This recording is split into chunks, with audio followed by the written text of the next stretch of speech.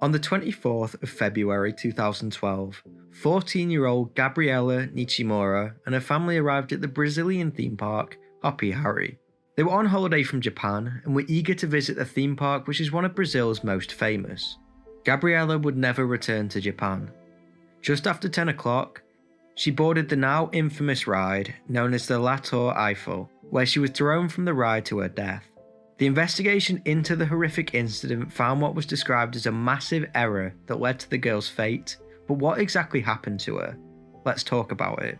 This is the infamous Tour Eiffel drop tower disaster, the death of Gabriella Nichimura.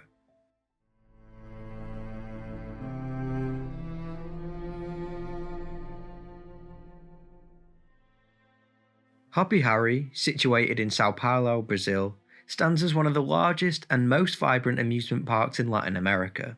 The park opened its doors in 1999 with the name Play Center Great Adventure and was built and designed by International Theme Park Services Incorporated.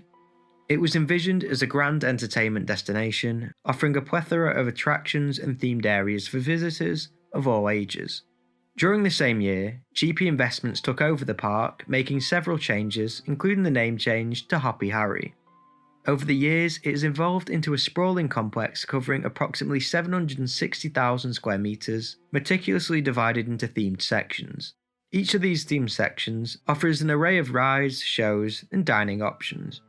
Strategically positioned near Sao Paulo and Campinas, Hopi Hari is a key player in the state's economy and Brazilian tourism scene. The area in which it is situated draws over 5 million Brazilian tourists annually, which is even more than Christ the Redeemer. The park itself brings in 2 million people a year. Despite its economic significance, Hopi Hari has faced various challenges such as bad management and unfortunate incidents. However, none have been more significant than the horrific incident that would occur on the 24th of February 2012 on the ride known as Tour Eiffel. Tour Eiffel, or the Eiffel Tower in English, opened as one of the flagship attractions at Hopi Hari in 1999. The ride mimicked the structure of the iconic Eiffel Tower in Paris and was manufactured by Intamin. Riders would be seated in rows of 4 and would be secured in via an over-the-shoulder restraint connected to a seatbelt. The Eiffel Tower is known as a drop ride, which is an attraction that involves lifting riders to a significant height and then releasing them in a controlled freefall. The ride drops passengers from 228 feet, or 69.5 meters high, which is the equivalent of a 23-story building. The ride falls at a speed of 94 kilometers per hour, or 58 miles per hour, and was one of the park's most popular attractions. In February of 2012, 14-year-old student Gabriella Nichimura was visiting the park with her family whilst on holiday from Japan.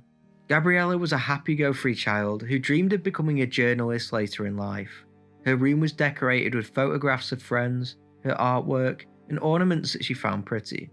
Her mother described her as precious, and that day, Gabriella, her parents, and her cousin boarded the Eiffel Tower, not knowing their lives were about to change forever. It was approximately 10:10 in the morning when Gabriella and her family boarded the Eiffel Tower.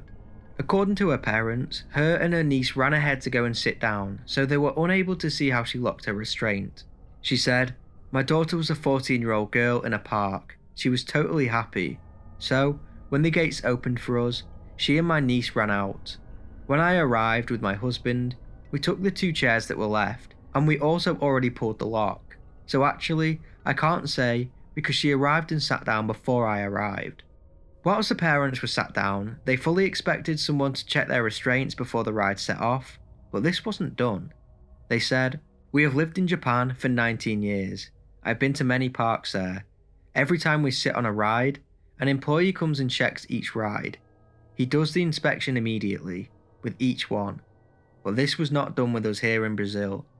And I asked several people, is this procedure not done in Brazil or not done in Hopi Hari?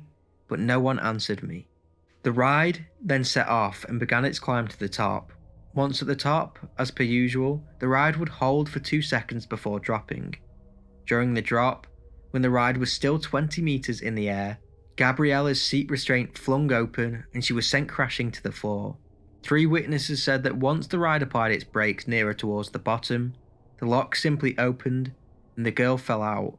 She was now unconscious on the ground, and her parents were frantic. Emergency services were called immediately and arrived on the scene within minutes. The girl was taken to Sacramento Hospital in Jundiaí, but there was nothing the doctors could do, and sadly, Gabriella passed away shortly after falling from the ride from a severe blow to the head.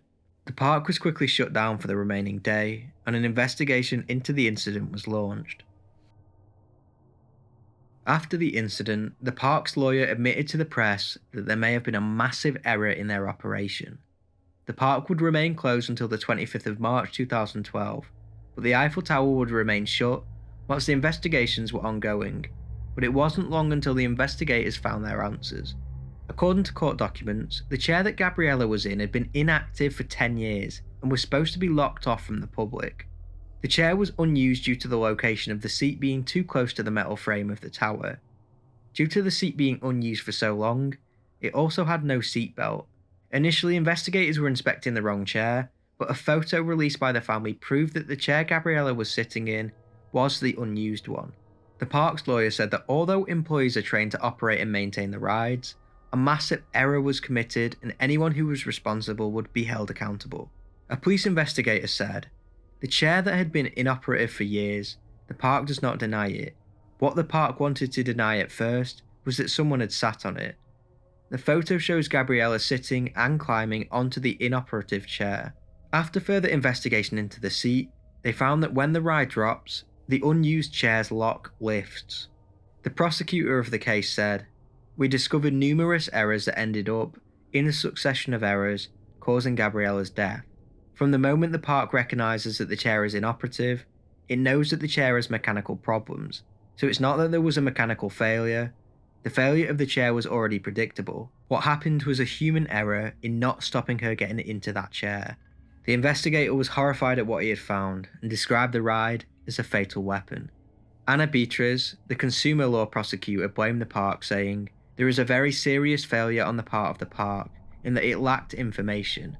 If the chair was banned, it was the park's duty to put up tape, any kind of warning to both operators and users, so that no one was able to sit down." It also came out that 2 Hoppy Hari employees revealed that moments before the accident, they observed a flaw in the ride where a visitor could open the closed seat. Despite reporting the issue to management, they were instructed to continue operating the ride. On May 9, 2012, 12 individuals from the park, including the then president Armando Filho, was indicted by the Public Prosecution Service for the accident. Then, in 2017, 3 employees were convicted of manslaughter. They were then fined and sentenced to community service.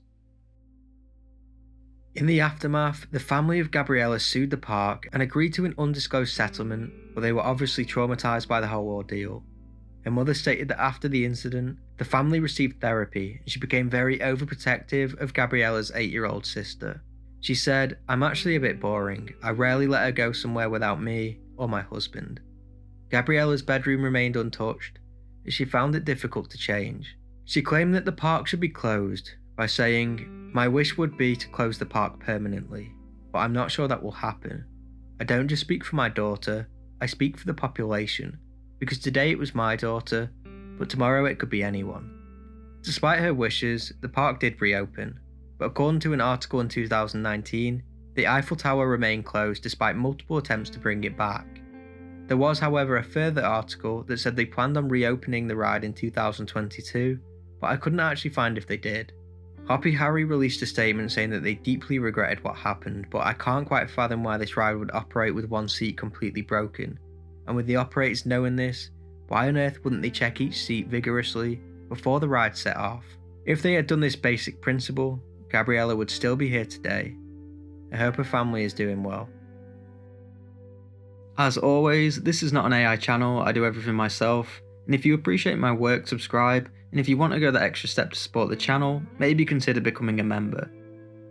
This is an awful story, which at the time was massive in Japan and Brazil. I truly hope her family is doing better. Let me know what you think about this case in the comments below, and as always, thank you for watching.